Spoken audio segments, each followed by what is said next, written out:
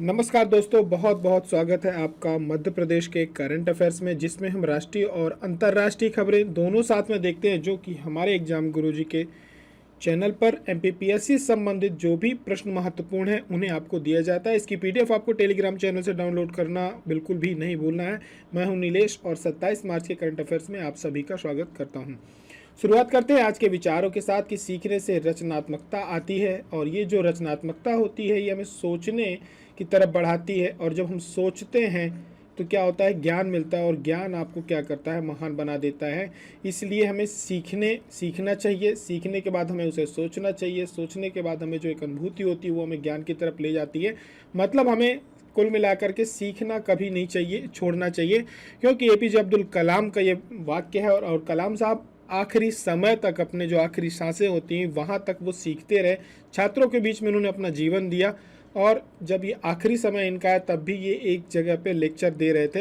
यानी इन्होंने सीखना नहीं छोड़ा, खुद को हमेशा एक छात्र बनाए रखा। छोटे से छोटे बच्चों से भी सीखते थे, हमें भी सीखते रहना है। तो इन्हीं सीख के साथ आगे बढ़ते हैं। शुरुआत करते हैं पिछले दिनों के रिवीजन के साथ। विश्व जल दिवस कब मनाया जाता है? 22 मार्च को मनाया जाता है। हाल ही में एटीपी मास्टर्स 1000 का खिताब जीतने वाले रोहन बोपन्ना है, जो कि सबसे उम्र के टेनिस खिलाड़ी हैं।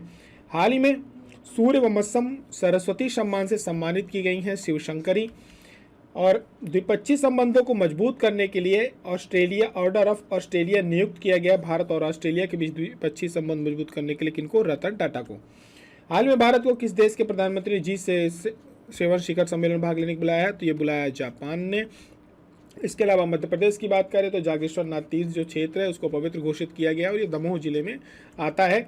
मध्य प्रदेश में हिंदी भवन के निर्माण के लिए बजट अलॉटमेंट कर दिया गया है, ये ग्वालियर में बनाया जाएगा। और देश के यदि कुल गेहूं निर्यात की बात करें तो मध्य प्रदेश की जो हिस्सेदारी रही है वो पिछले वर्ष 46% रही है, जो कि सबसे ज़्यादा रही है। इसके साथ मध्य प्रदेश 1 नंबर पर आए। ET travel and tourism award 2023 में मध्य प्रदेश को वन्य जीव पर्यटन को बढ़ावा देने के लिए, जो भी हमारे अभ्यारण्य वहाँ पर बढ़ावा देने के लिए सर्वश्रेष्ठ का पुरस्कार मिला है। मुख्यमंत्री मेधावी विद्यार्थी योजना में जो आय सीमा थी उसको बढ़ा दी गई है, 6 लाख से बढ़ा करके 8 लाख कर दी गई है। आगे की तरफ बढ़ेंगे, इससे पहले आपको बता दें कि यदि आप एमपीपीएससी प्री 2022 की तैयारी करना चाहते हैं तो 45 डेज में कैसे आपका सिलेबस कंप्लीट हो, इसके लिए क्या स्ट्रेटजी होनी चाहिए, आपका स्टडी प्लान क्या होनी चाहिए, साथ ही में आप किस प्रकार से अपनी परफॉर्मेंस सुधार सकते हैं, उसके लिए टेस्ट सीरीज आपको इस कोर्स के साथ मिलती है। एमपीपीएससी प्री की जो टेस्ट सीरीज है ये ऑनलाइन है, ये आपको इसके साथ मिलती है। 499 की टेस्ट सीरीज, 9997 का ये कोर्स है, जिसमें आपको बहुत सारी मदद मिलती है। बहुत सारे इसमें प्रोफेशनल स्टूडेंट्स जुड़े हुए हैं जिनके बीच में आप पढ़ते हैं, आपको एक इन्वायरमेंट भी मिलता है।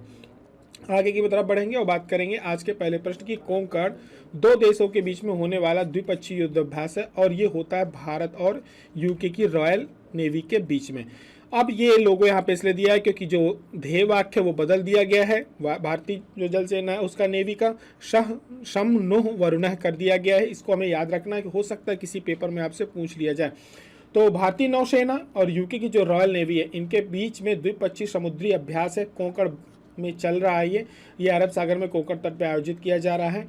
और इसके अलावा यदि आप बात करो, केवल इतना याद रखना, भारत और यूके के बीच में होता है कोंकण। इसके अलावा बात करी जाए तो भारत और ब्रिटेन के बीच जो युद्धाभ्यास अन्य होते हैं, वो एक तो इंद्रधनुष होता है। किसके बीच में इंद्रधनुष बनता है? आकाश में, तो वायुसेना के बीच में होगा। अजय वॉरियर ये संयुक्त अभ्यास है। कोंकण 2000 में इसकी शुरुआत हुई थी। आगे की तरफ बढ़ेंगे, बात करेंगे प्रश्न क्रमांक 2 की। हाल ही में जारी की गई विश्व खुशहाली रिपोर्ट, ये लगातार खबरों में बनी रही, बहुत सारे आर्टिकल्स इस पे आए हैं, न्यूज खबरों पे भी बनी रही, क्योंकि थोड़ा सा आश्चर्यजनक भी हुआ है। लेकिन हमें रैंक याद रखनी है, क्योंकि ये ज़्यादा खबरों में बन गई है तो प्रश्न भी बन सकते हैं। तो रैंक जो थी वो 126 है भारत की। आश्चर्यजनक घटना है ये, अपने आप में एक कह सकते हैं रसिया और यूक्रेन के युद्ध से भी बड़ी घटना है, क्योंकि यूक्रेन, पाकिस्तान, बांग्लादेश और सबसे बड़ी खतरनाक बात है कि श्रीलंका, ये सारे देश भारत से खुशहाली के मामले में बहुत आगे हैं। ठीक है, भारत की रैंक क्या है? भारत 126वें स्थान में है। और सबसे खतरनाक बात है कि 136 देशों में 126वें स्थान पे है। इसके पहले भारत 2022 में 146 देशों में 136वें में था। मतलब कुल मिलाकर ये कहा जाए इनकी तरफ से कि ये आखिरी में, मतलब सबसे ज़्यादा दुखी व्यक्ति ये लोग हैं तो किस में है, भारत में है। श्रीलंका के लोग खुश हैं, जो भारत से कर्जा ले रहे हैं, भारत इनको कर्ज दे रहा है, इनकी पूरी मदद कर रहा है। वहाँ पर हर चीज़ इतनी महंगी हो चुकी है, ये बिल्कुल है।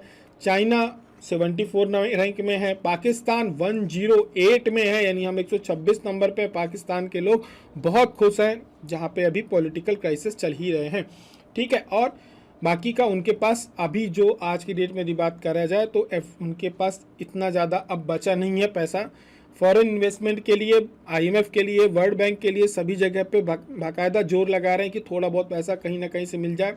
घर घर भी घूम रहे हैं, गांव गांव भी घूम रहे हैं, लेकिन ये हमसे ज़्यादा खुश हैं। भारत अभी तक किसी के पास पैसा मांगने नहीं गया है। बाकी का भारत ने अन्य देशों की मदद ही करी है। अफ़गानिस्तान जैसे देश को हमने गेहूं भेजा है, फिर भी हम लोग खुश नहीं हैं। तो हम लोग किस नंबर पे हैं, हम लोग 126वें नंबर पे हैं 136 कंट्रीज़ में। नीचे की तरफ कौन है जो सबसे खराब प्रदर्शन किया है, अफगानिस्तान है, लेबनान है, सियरा लियोन है, जिम्बाब्वे है, ठीक है। सर्वश्रेष्ठ प्रदर्शन हमेशा की तरह 6वीं बार फिनलैंड पहले नंबर पे रहा, डेनमार्क दूसरे नंबर पे रहा, तीसरे नंबर पे आइसलैंड है। तो ये फर्स्ट, सेकंड, थर्ड रैंक में है। सबसे नीचे की तरफ यानी 146 नंबर पे अफगानिस्तान आता, जो सबसे ज़्यादा दुखी है। और भारत की जो रैंक लगी वो 126वीं लगी। ये हमें याद रखना, ये किसके द्वारा जारी की जाती है। 11वीं रिपोर्ट थी, 2023 का संस्करण था, लेकिन इनका ये कहना है कि हमने जो डेटा दिया है आपको ये 2020 से 22 के बीच का दिया है। तो इसके पहले की जो रिपोर्ट आई थी वो कहाँ की थी, साधारण सा एक प्रश्न पूछेगा, क्योंकि उसके बीच में कोरोना भी चल रहा था, सारी चीज़ें थी। फिर भी कोई बात नहीं। यह प्रतिवर्ष संयुक्त राष्ट्र सतत विकास समाधान नेटवर्क द्वारा 2012 से प्रकाशित की जा रही है। बहुत पुरानी रिपोर्ट नहीं है, 2012 से शुरू हुई है और ये 11वीं थी, प्रतिवर्ष आती है। रैंकिंग खुशी मापने के लिए इनके पास 6 प्रमुख कारक होते हैं। एक तो प्रति व्यक्ति वास्तविक जीडीपी देखी जाती है, सामाजिक समर्थन देखा जाता है, स्वास्थ्य जीवन प्रत्याशा देखी जाती है, उदारता देखी जाती है, भ्रष्टाचार देखा जाता है। मतलब देखा क्या गया जाता है, एक तो जीडीपी देखी जाती है, समाज को देखा जाता है, स्वस्थ देखा जाता है, जीवन प्रत्याशा देखी जाती है ना, लाइफ एक्सपेक्टेंसी कैसी है उनकी, उदारता देखी जाती है, भ्रष्टाचार देखा जाता है। इन सारी चीज़ों के आधार पे कितने लोगों के 2000 लोगों को चुना जाता है 135 करोड़ की आबादी में। वो 2000 कौन होते हैं ये हमें आपको पता नहीं चलता है, मात्र उसके आधार पे किसी भी देश को रैंक दे दी जाती है। केवल 2000 लोग डिसाइड कर देते। इतने तो हमारे यहाँ एक विधानसभा के पोल बूथ में वोटिंग होती है, जितने में ये पूरे देश का अनुमान लगा लेते हैं कि यहाँ पे लोग खुश हैं कि क्या है। मेरे को ऐसा लगता है कि अपने यहाँ यदि ग्रामीण क्षेत्र पे वोटिंग पे जाए तो एक पोल बूथ में वहाँ 2000 वोट तो कम से कम एक गांव में रहते ही हैं, ठीक है। प्रधानी का चुनाव नहीं जीत सकते आप इतने वोट में। ये पूरे देश का अनुमान लगा करके हमें बता दिए कि हम सबसे ज़्यादा दुखी लोग हैं। ज़्यादा समय नहीं लेंगे, बढ़ेंगे प्रश्न क्रमांक 3 की तरफ। हाल ही में एशिया का सबसे बड़ा 4 metre international liquid mirror telescope किस राज्य में लॉन्च किया गया है। यह किया गया उत्तराखंड में, और जो हमारे यहाँ के विज्ञान प्रौद्योगिकी मंत्री श्री जितेंद्र सिंह उनके द्वारा शुरुआत की गई है। उत्तराखंड के नैनीताल में है स्थित Aryabhatta research institute of observation sciences यानी एरियस, यहाँ पे ये स्थापित किया गया। यहाँ पर स्वाभाविक है ये टेलीस्कोप में वेधशाला है, तो यहाँ पर आकाशगंगा के बारे में पता लगेगा, क्षुद्र ग्रहों के बारे में उनकी स्थिति के पता लगेगा, सुपरनोवा और जो अंतरिक्ष के मलबे हैं इनकी जो पूरी एक सिचुएशन है उसके बारे में जो वेधशाला पे बैठेंगे उनको हमें एक प्रकार से रिपोर्ट प्रस्तुत करेंगे। और बात करी जाए इंटरनेशनल लिक्विड मिरर टेलीस्कोप की, तो इसमें क्या होता है, इसमें प्रकाश को इकट्ठा करने के लिए एक जो पारा होता है, धातु होती है, उसका तरल पारे को एक पतली सी परत बनाकर 4 मीटर जो उसका डायमीटर होता है उसके ऊपर घूमने वाला दर्पण होता है, ठीक है, वो उसके ऊपर भरा हुआ होता है और ये 3 लेयर में होता है। तो जो पहला कटोरा होता है उसमें क्या होता है कि तरल धातु यानी पारा है उस पर भर दिया जाता है। उसके बाद एक दूसरा जो होता है हवा के दबाव पे चलने वाली एक मोटर जिस पर दर्पण टिका होता है वो लगाई जाती है। फिर तीसरे पे इसको मोटर को चलाने के लिए एक सिस्टम लगाया जाता है। तो क्या हो जाता है कि घूमते समय जब जो तरल होता है दर्पण दूरबीन की सतह स्वाभाविक रूप से एक परवलय आकार की होती है जो प्रकाश को केंद्रित करने के लिए आदर्श होती है। एक पतली पारदर्शी फिल्म माइलर जो तरल पारा होता है उसको हवा के घर्षण से बचाती है जो पारे की सतह पर तरंगे बन सकती हैं। परावर्तित प्रकाश एक परिष्कृत बहुलेंस ऑप्टिकल सुधारक के माध्यम से गुजरता है और विस्तृत दृश्य क्षेत्र में स्पष्ट छवियां बनाता है, ठीक है। बढ़ते प्रश्न क्रमांक 4 की तरफ, निम्न से किसने एशियाई बिलियर्ड्स चैंपियनशिप खिताब जीता है। तो हमेशा की तरह पंकज आडवाणी ने जीता है। इनका चेहरा हमें याद हो गया होगा, ये बिलियर्ड्स में इन्होंने अभी ये लगातार खिताब जीतते हैं। ठीक है। और पंकज अडवाणी इन्होंने कतर के दोहा में जो आयोजित हुई थी एशियन बिलियर्ड्स चैंपियनशिप उसका खिताब जीता। अडवाणी ने 2006 2010 में भी एशियाई खेलों में इंग्लिश बिलियर्ड्स एकल में स्वर्ण पदक जीते थे। आगे की तरफ बढ़ेंगे, बात करेंगे प्रश्न क्रमांक 5 में, निम्न में से कौन भारत की पहली महिला हॉकी खिलाड़ी हैं जिनके नाम पर एक हॉकी स्टेडियम रखा गया है? तो वो हैं रानी रामपाल, ठीक है, और इंडिया टीम हॉकी टीम की कैप्टन भी रही हैं। तो अभी क्या है कि रायबरेली में यूपी में रहने वाली है, हरियाणा की हैं लेकिन रायबरेली यूपी में इनका एक भारतीय टीम की जो हॉकी की रानी रामपाल है इनके नाम पर एक स्टेडियम रखा गया। और ये भारत की पहली महिला खिलाड़ी है जिनके नाम से एक स्टेडियम हुआ है। इसके पहले सचिन के नाम से, गावस्कर के नाम से, सभी लोगों के नाम से लगभग एक एक स्टेडियम है ही या एक कॉरिडोर बनाया जाता है, ठीक है। वहाँ का जो स्टेडियम उसका नाम रखा गया रानीज गर्ल्स हॉकी टफ, ठीक है।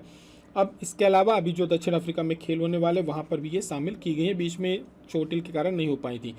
आगे की तरफ बढ़ने से पहले आपको बता दें कि यदि आप एमपीपीएससी प्री या मेंस का कोर्स परचेज करते हैं तो उसके साथ आपको मुख्य परीक्षा के नोट्स, मेंस कोर्स के साथ, प्री कोर्स के साथ आपको प्री के नोट्स मुफ्त मिलते हैं, फ्री मिलते हैं। साथ में कोर्स 4 ईयर और 3 ईयर के सब्सक्रिप्शन के साथ होता है, अनलिमिटेड एक्सेस होता है, वीडियो आप कितनी बार भी कई बार भी देख सकते हैं। ज़्यादा जानकारी इन दिए गए नंबर पर उपलब्ध रहेगी या प्ले स्टोर से ऐप डाउनलोड करके वहाँ से परचेज कर सकते हैं। शुरुआत करेंगे हम अपने मध्य प्रदेश के करंट अफेयर्स की। हाल ही में पद्मश्री से सम्मानित हुई है जोधैया बाई बैगा। ये किस जिले की रहने वाली? तो ये रहने वाली है उमरिया जिले की। बहुत ही प्रेरित कहानी है इनकी, मोटिवेशनल स्टोरी एक तरह से आप ये कहें। हमें आसपास भटकने की जरूरत नहीं, हमारे पास बहुत कुछ हम सीख सकते हैं। इस बार के आप पद्म पुरस्कार जरूर देखिए, बहुत कुछ सीखने को मिलेगा। तो जोधैया बाई ये पहली बार सम्मानित नहीं हुई है, पिछले वर्ष भी ये खबरों में थी जब जो हमारे यहाँ के राष्ट्रपति थे श्री रामनाथ कोविंद, उन्होंने इनको नारी शक्ति पुरस्कार से सम्मानित किया था। पद्मश्री पुरस्कारों की दौड़ में थी ये, लेकिन कुछ वजहों से ये नहीं सम्मिलित हो पाई थी उस लिस्ट में। लेकिन इन्हें नारी शक्ति का सबसे बड़ा पुरस्कार इन्हें दिया गया था अंतर्राष्ट्रीय महिला दिवस के अवसर पर। ये रहने वाली उमरिया जो जिला है वहाँ पर एक गाँव है लोढ़ा, वहाँ की रहने वाली हैं। इनकी जो उम्र है 80 पार हो चुकी है। ये लगातार 40 वर्षों से ये क्या कर रही हैं, आदिवासी बैगा समुदाय से है, तो बैगा पेंटिंग्स होती है, कलाकृति आप बोलो, आप जो भी लाइव चीज़ें देखती हैं उस पर आधारित एक बैगा पेंटिंग्स बनाती हैं।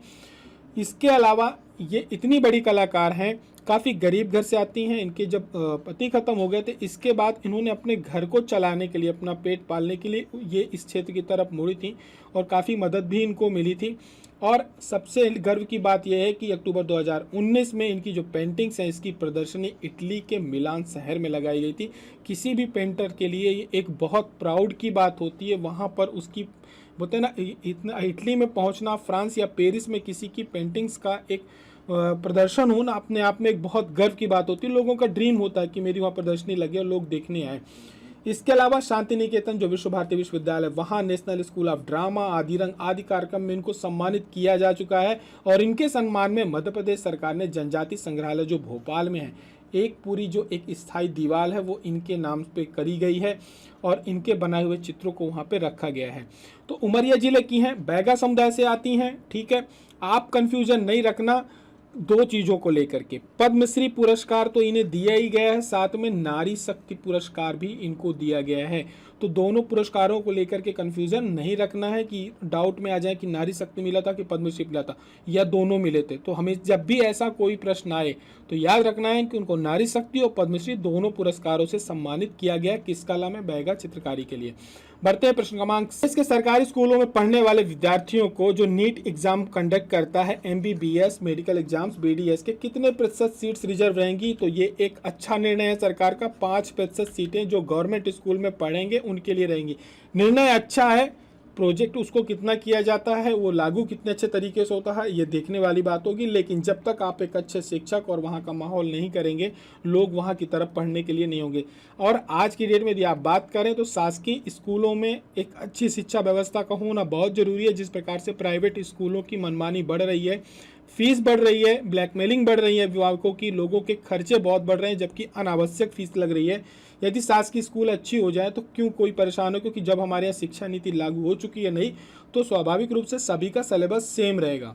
कई बार लोग ब्लैकमेल होते हैं प्राइवेट स्कूलों कारण, लेकिन मजबूरी है क्योंकि स्कूलें हमारे यहाँ की जो गवर्नमेंट स्कूल है वो अच्छी नहीं है, शिक्षा का स्तर अच्छा नहीं है, शिक्षक अच्छे नहीं उस स्तर के जो होने चाहिए पहले रहते थे। तो अब क्या हुआ है कि सरकार ने घोषणा करी है कि जो सरकारी स्कूल में बच्चे पढ़ेंगे उनके लिए हम MBBS और BDS में प्रवेश के लिए 5% की सीट्स क्या करेंगे, हम रिजर्व करेंगे। इसके अलावा युवा दिवस मनाया गया था, युवा दिवस में ये सारी घोषणाएं हुई हैं।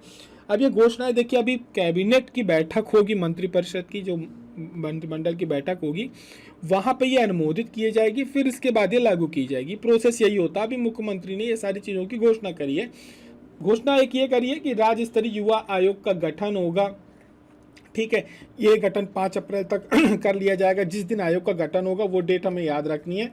फिर इसके बाद एक युवा बजट आएगा, चाइल्ड बजट के बाद अब युवा बजट भी बनाया जाएगा। युवाओं कुछ नहीं होगा, बजट में एक अलॉटमेंट भी बढ़ाया जाएगा, लेकिन अभी युवा योजना, जितनी युवाओं से संबंधित योजनाएं चल रही हैं, चाहे आपके कोचिंग को लेकर के योजना चल रही हो, चाहे आपके स्कूलों को लेकर के योजना चल रही हो, आपको उद्योग धंधे लगाने के लिए जो योजनाएं चल रही हैं, ये सारी योजनाओं को ला करके एक जगह रख दिया जाएगा, बता दिया जाएगा कि ये युवा बजट है। ठीक है, तो युवा बजट बनाया जाएगा, मॉनिटरिंग की जाएगी। हाँ, सरकार उस पर पूरा फोकस्ड हो जाएगी कि ये चीज़ें ऑपरेट हो रही हैं प्रॉपर कि नहीं ऑपरेट हो रही हैं। साथ में अब जो खेलो MP यूथ गेम्स है, इसका आयोजन प्रतिवर्ष किया जाएगा, ये भी अच्छा एक इनिशिएटिव है।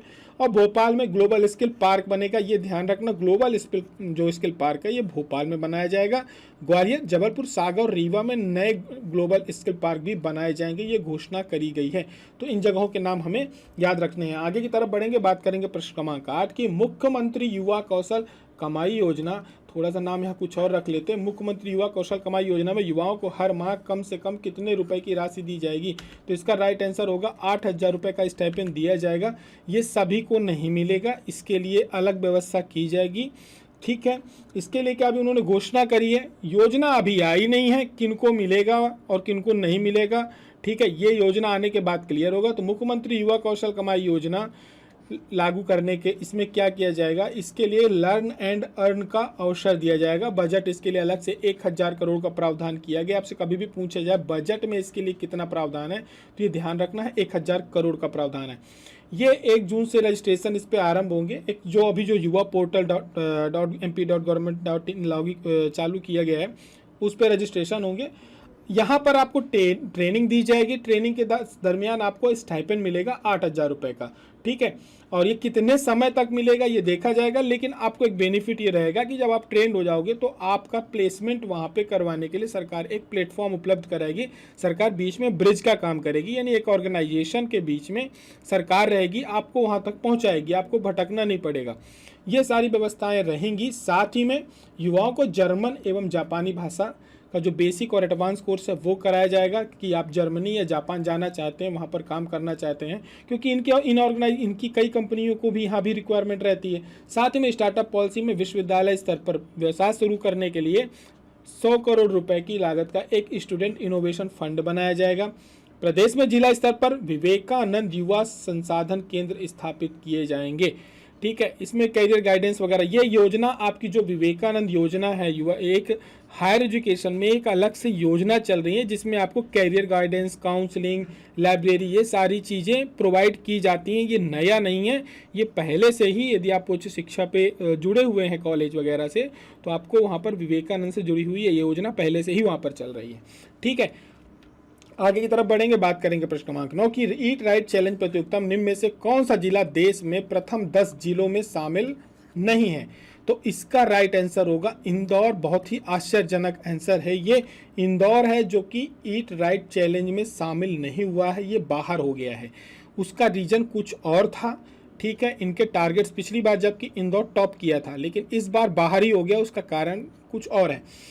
FSSAI के द्वारा आयोजित किया गया था ईट राइट चैलेंज, इसमें 260 जिले थे, जिसमें से भोपाल दूसरे नंबर पर, ग्वालियर 5वें पर, उज्जैन 8वें स्थान पर है। देश के प्रथम 10 जिलों में ये शामिल है। इसके अलावा ये वाला थोड़ा सा आश्चर्यजनक है, रीवा जिला 18वें नंबर पर, इंदौर 23वें नंबर पे कैसे हो गया, सागर 25वें स्थान पर है। ये थोड़ा सा आश्चर्यजनक रहा। सूची में 50 जिलों में मध्य प्रदेश के 10 जिले शामिल हैं। ये आपसे प्रश्न पूछा जा सकता है कि सूची में प्रथम 50 जिलों मध्य प्रदेश के कितने जिले हैं, तो 10, या इंदौर नहीं है टॉप 10 में, याद रखना, आपको घुमाने के लिए प्रश्न पूछ सकता है। और इसमें वही है, ईट टू राइट चैलेंज में आप सभी को पहले भी कई बार बताया जा चुका है कि लोगों का खाने का नेचर देखा जाता है, हाइजीन कितना है ये देखा जाता है। ठीक है, वहाँ पे स्वास्थ्यवर्धक कितना खाना है ये भी देखा जाता है, बहुत सारी चीज़ें देखी जाती हैं, इसके बाद उसको दिया जाता है ये अवार्ड। आगे की तरफ बढ़ेंगे। आज इसके आखिरी प्रश्न की, टीबी के मामलों में कमी लाने के लिए मध्य प्रदेश के कितने जिले पुरस्कृत किए गए हैं? तो इसका राइट आंसर होगा 11। मध्य प्रदेश के 11 जिलों को टीबी के मामलों में कमी लाने के लिए पुरस्कृत किया गया है, क्योंकि एमपी ने क्या किया है, 60% से अधिक की कमी लाने के लक्ष्य को प्राप्त किया है, जिसकी वजह से उसको किसको, धार को, मंदसौर को और नीमच जिलों को गोल्ड मेडल दिया गया है। 40% से कमी लाने पर शाजापुर, बैतूल, इंदौर और देवास जिले को रजत पदक दिया गया है। टीबी के मामलों में 20% कमी लाने के लिए नरसिंहपुर, मुरैना, होशंगाबाद, मंडला जिले को कांस्य पदक जीता है। उत्तर प्रदेश में अभी जब वाराणसी पे अभी प्रधानमंत्री वहाँ पे थे, ये टीबी समिट आयोजित की गई थी जहाँ पे ये पुरस्कृत किया गया। तो 11 जिले पुरस्कृत हुए हैं, गोल्ड मेडल इन 3 जिलों को मिला है।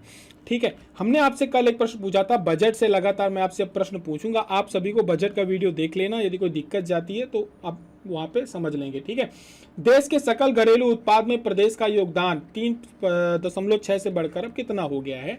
तो ये प्रश्न यहाँ से आपसे बन सकता है। तो अभी क्या हुआ, पहले भारत पे 3.6% का योगदान मध्य प्रदेश देता था हमारे देश की जीडीपी में, जो कि अब 4.8% तक देता है। राज्य के जो सकल जीडीपी है उसमें अग्रिम अनुमानानुसार यदि आप बात करोगे तो 16.43% की क्या हुई है, वृद्धि हुई है, हमारे अग्रिम अनुमान है ये। साथ में प्रति व्यक्ति आय जो 2011-12 जो बेस ईयर है उसमें हमारे यहाँ की 30,497 रुपये 2011-12 के दरमियान पे यहाँ पर प्रति व्यक्ति आय थी। लेकिन बात करी जाए जो अग्रिम अनुमान है अब वो हो गई है 1,40,582। ठीक है, ये बाकी की चीज़ें मैंने आपको बजट के वीडियो में पढ़ाई थी, आप सभी लोग बजट का वीडियो देख लेंगे तो क्लियर हो जाएगा। बजट से क्वेश्चन बहुत सारे आने हैं। आज का प्रश्न आप सभी के लिए, प्रदेश में कितने मेगावाट बिजली नवकरणीय ऊर्जा के स्रोतों से बनती है? इसका राइट आंसर क्या होगा? बजट के प्रश्न है, आपको बिल्कुल A to Z डेटा वहीं से उठाए गए हैं। आपसे यदि वहां से जुड़े हुए प्रश्न पूछेंगे तो ज़्यादा से ज़्यादा ये होगा कि बजट का वर्ष डाल देंगे, इस वर्ष के बजट के अनुसार प्रदेश में कितने मेगावाट बिजली नवीकरणीय ऊर्जा स्रोतों से बनती है। तो आपको क्या करना है, वो डेटा एग्जैक्ट आपको याद रखना है ताकि आपका प्रश्न वो गलत नहीं हो। तो इसका राइट आंसर नीचे कमेंट करके देना है, और वहाँ पर डिटेल्स भी कुछ बताई थी वो भी देख लेना है। वीडियो जरूर देख ले एक बार बजट का। हमारी और आपकी मुलाकात फिर अगले लेक्चर्स में होती है, तब तक आप सभी अपना ध्यान रखें। जय हिंद, जय भारत।